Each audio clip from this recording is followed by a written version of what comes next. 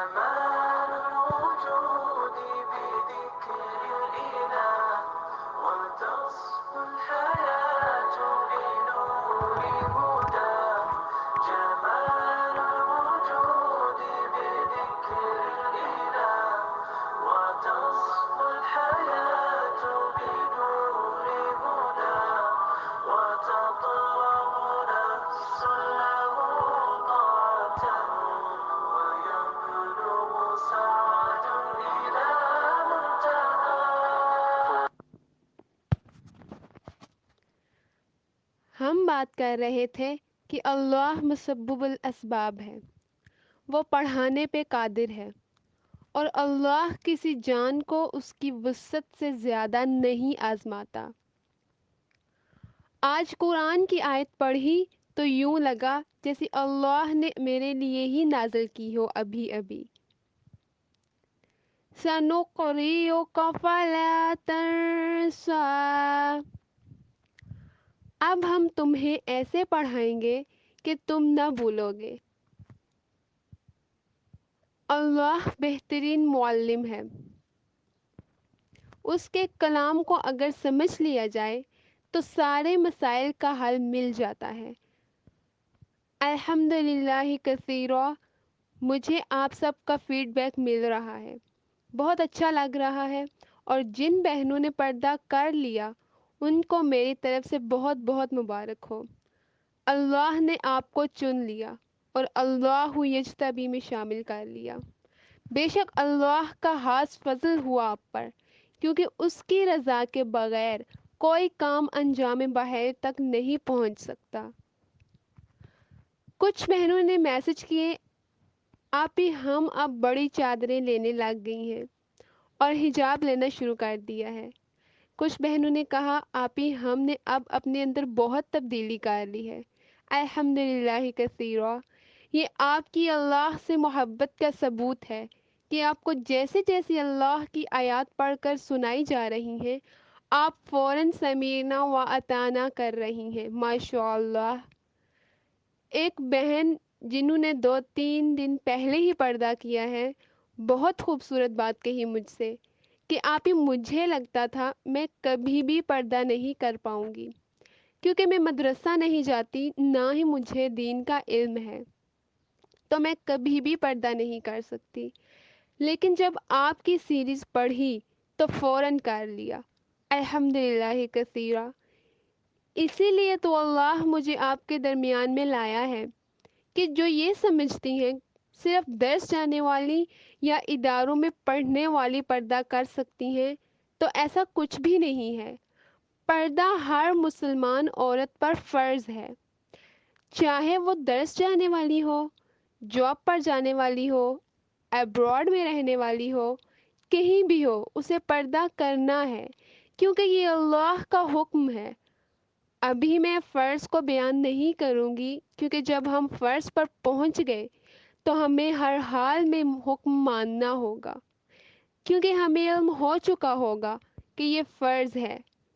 اس لیے پہلے میں آپ کا ریلیشن اللہ سے اسٹرانگ کر رہی ہوں، تاکہ تب آپ فوراً سے حکم مان لیں۔ ایک اور بات بتاتی چلوں کہ یہ سیریز آپ کے سوالات پر مبنی ہے، کیونکہ کافی سارے مجھے سوالات موصول ہو رہے ہیں، تو میں انشاءاللہ آپ کو ان کے جوابات دوں گی۔ پردے کے حوالے سے جو میجر کانسیپٹ ہے وہ آپ پردہ سیریز بائی منیبہ فاطمہ میں سن چکی ہوں گی۔ میری سیریز ان سوالات پر مبنی ہے جو پردہ کرنے نہیں دیتے، اور اگر کر لیں تو پھر خوف اور طرح طرح کے وسوسے آتے ہیں۔ میں قرآن کی آیات لے کر آپ کے سوالوں کے جواب دے رہی، تاکہ اس سیریز کے اینڈ تک آپ کا تعلق اللہ سے قرآن اور پردے کے ذریعے بہت مضبوط ہو جائے انشاءاللہ، اور آپ کے اندر جو خوف ہے وہ ختم ہو جائے۔ ایک سوال جو بہن نے کیا کہ مجھے پردہ کیے ہوئے 6 منتھ ہو گئے ہیں، لیکن میں نامحرموں کو فیس کرنے سے ابھی بھی ڈرتی ہوں۔ دیکھیں، یہ خوف اس لیے ہے کیونکہ ہم بچپن سے ہی نامحرموں کے ساتھ مل جل کر رہتے تھے۔ کوئی علم نہیں تھا کہ اللہ کے اس بارے میں کیا احکامات ہیں، اور اب جب ہم پردہ کرتی ہیں تو ایک جھجک ہوتی، میں بھی خوف زدہ ہو جاتی، لیکن میں صرف اس بات پہ ہوتی کہ میرے سر پر کوئی نہ محرم ہاتھ نہ پھیر دے، کیونکہ میں بتا چکی ہوں میری فیملی بالکل اس سے نا آشنا ہے کہ شرعی پردہ کیا ہوتا۔ اس وجہ سے کافی مسائل پیش آ رہے مجھے۔ ہالو، پھپھا اور باقی بڑے بزرگ جو نہ محرم کی کیٹیگری میں آتے، وہ ہاتھ پھیرتے، اور جب انہیں سمجھانے لگو تو بات تربیت پہ لے آتے یا غصہ ہو جاتے کہ ہم سے بدتمیزی کرتی ہے۔ بس اتنا سا خوف ہوتا مجھے، باقی الحمدللہ کثیرہ مجھے خوف نہیں ہوتا، کیونکہ جب آپ حق پر ہیں تو آپ کو ڈرنے کی کوئی ضرورت نہیں، اور یہ ڈر آہستہ آہستہ ختم ہو جائے گا انشاءاللہ، کیونکہ ابھی شروعات ہے۔ ڈر بھی لگے گا، طرح طرح کے وسوسے بھی آئیں گے، لیکن آپ نے ثابت قدم رہنا ہے۔ الذی خلق الموت والحیاة لیبلوکم ایکم احسن عملا وهو العزیز الغفور۔ وہ ذات جس نے موت اور زندگی کو اس لیے پیدا کیا تاکہ وہ تمہیں آزمائے کہ تم میں سے کون عمل میں زیادہ بہتر ہے، کون زیادہ اچھے عمل کرتا ہے، اور وہی ہے جو مکمل اقتدار کا مالک، سب پر غالب ہے، بہت بخشنے والا ہے۔ آپ نے اپنے اعمال کو احسن بنانا ہے۔ احسن سمجھتے کیا ہوتا ہے؟ سب سے اچھا، خوبصورت انداز جو سامنے والے کے دل میں گھر کر جائے۔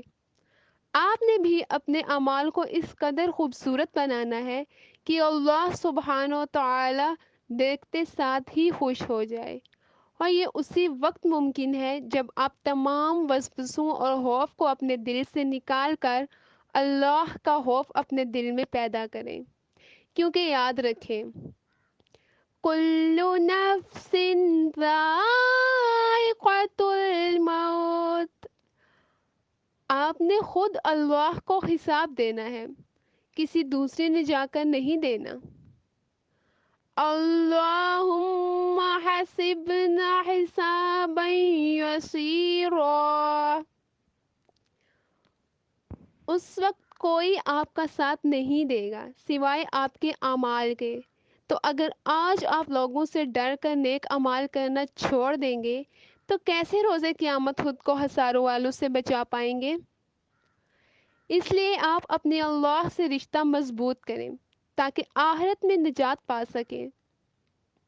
ایک سوال جو کیا گیا کہ اگر ہم پردہ کریں یا جب بھی پردہ کرنے کی کوشش کرتی ہیں تو ہماری دوستیں ہمارا مذاق اڑاتی ہیں، ہمارا دل کرتا ہے لیکن ہم کر نہیں پاتی، تو سب سے پہلے تو یہ کہنا چاہوں گی کہ وہ دوست جو آپ کو نیکی کے کاموں میں آپ کا مذاق اڑائیں، وہ کبھی بھی آپ کے خواہ نہیں ہو سکتے، بلکہ اگر یوں کہا جائے کہ وہ آپ کے دوست ہیں ہی نہیں تو غلط نہیں ہوگا، کیونکہ دوست وہ ہوتا ہے جو آپ سے محبت کرے، آپ کے لیے فکر مند ہو، آپ کا ہر جگہ ساتھ دے، برائی سے روکے اور بھلائی کا حکم دے، اور ایسے دوست صرف تقوی والے ہی ہوتے ہیں۔ اس دن سب دوست ایک دوسرے کے دشمن ہوں گے سوائے تقوی والوں کے۔ القرآن، رسول اللہ صلی اللہ علیہ وسلم نے فرمایا، آدمی اپنے دوست کے دین پہ ہوتا ہے، بس تم میں سے ہر شخص کو دیکھنا چاہیے کہ وہ کس کو دوست بنا رہا ہے، لہٰذا اپنی دوستی کا معیار تقوی رکھیں تاکہ تقوی والے دوست آپ کو جنت میں ساتھ لے کے جائیں۔ جب آپ کے تقوی والے دوست ہوں گے تو وہ خود بھی نیک کام کریں گے اور آپ کو بھی نیکی کی تلقین کریں گے، پھر آپ کو پردہ کرنے میں مشکل نہیں ہوگی، بلکہ آپ کی دوستیں خود آپ کو پردے کی جانب موٹیویٹ کریں گی انشاءاللہ۔ ابھی ایک سوال آیا ہے کہ جو ہمارے سگے نانا ابو اور دادا ابو ہوتے ان کے بھائی بھی کیا نہ محرم ہوتے؟ وہ آپ کے محرم ہوتے ہیں۔ آپ کے نانا ابو کے بھائی اور دادا ابو کے بھائی آپ کے محرم ہیں، کیونکہ وہ بھی نانا کی کیٹیگری میں آتے ہیں، اس لیے ان سے آپ بغیر پردے کے مل سکتی ہیں۔ ایک بات جو میں نے محسوس کی ہے کہ جتنی بھی لڑکیاں ہیں انہیں صرف ایک بات پردہ نہیں کرنے دیتی کہ اگر انہوں نے پردہ کر لیا تو سب باتیں کریں گے، گھر والے، دوست احباب ساتھ چھوڑ جائیں گے اور وہ اکیلی رہ جائیں گی، تو اس وجہ سے وہ نہیں کر پاتی۔ اس کے لیے میں آپ کو آسان سی بات بتاتی ہوں۔ کیا آپ نے کبھی تدبر کیا ہے کہ اللہ نے پردے کے پہلے دو احکام سورہ نور میں اور آخری اور قطعی حکم سورہ الاحزاب میں کیوں دیا؟ ایسا بھی تو ہو سکتا تھا اللہ سارے احکام سورہ نور میں ہی دے دیتا، پھر اللہ نے سورہ احزاب میں ہی کیوں دیا؟ کبھی آپ نے موازنہ کیا پہلے دو حکموں کا اور آخری حکم کا کہ یہ مختلف صورتوں میں کیوں احکام نازل ہوئے؟ انشاءاللہ جلد آپ سے شیئر کروں گی۔